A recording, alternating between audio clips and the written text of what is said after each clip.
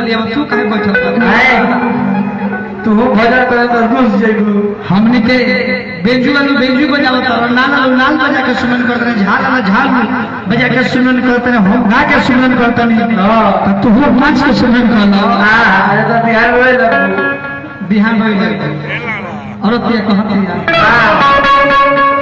हट जनी जगह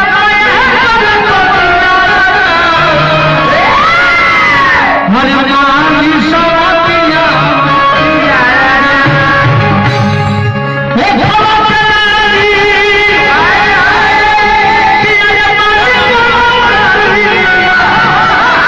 अरे सुन होइया के लखिया हरे जनी जगह हरे माली सवतिया बाबा दिल है ना मिली से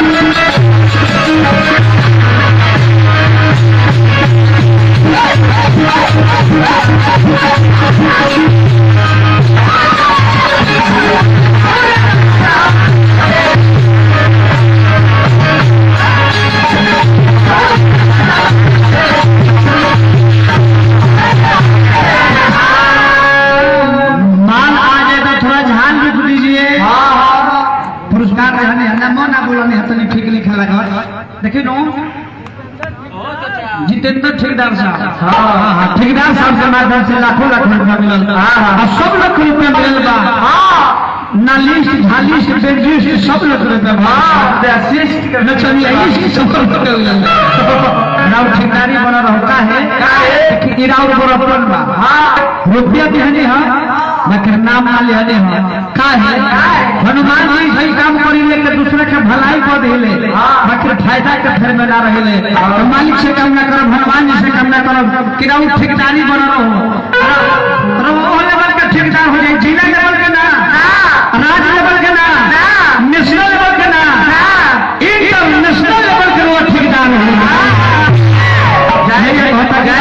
जाए नाम ना को तो हमारा काम धर दे हो जाए नहीं कहल कि बाबा हथिया का मुंह हो मनुष्य के दर्दाना हर देवता में सबसे पहले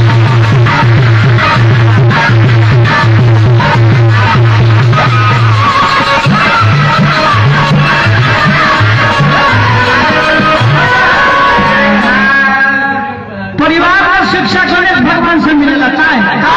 लेकिन चाचा जी पहले माई बाबूजी के पूजा करे के चाहे।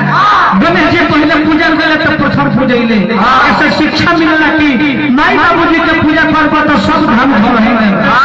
अयोध्या जा, द्वारका जा, काशी जा, मथुरा जा, लेकिन सबसे पहले अपने माता पिता को ख्याल रखिए।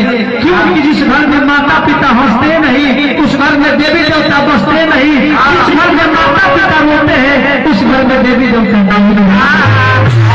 उसमें क्या होते हैं? उस घर में दलिदर होते हैं।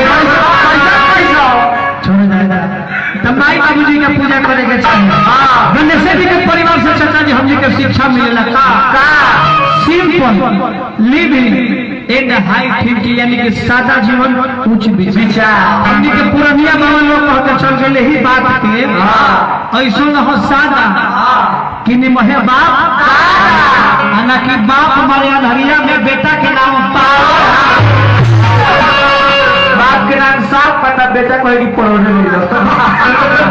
बाप बेचे हरा दिया, बेटा का नाम कृष्ण। ऐसा नहीं बाबा कि पिया धोती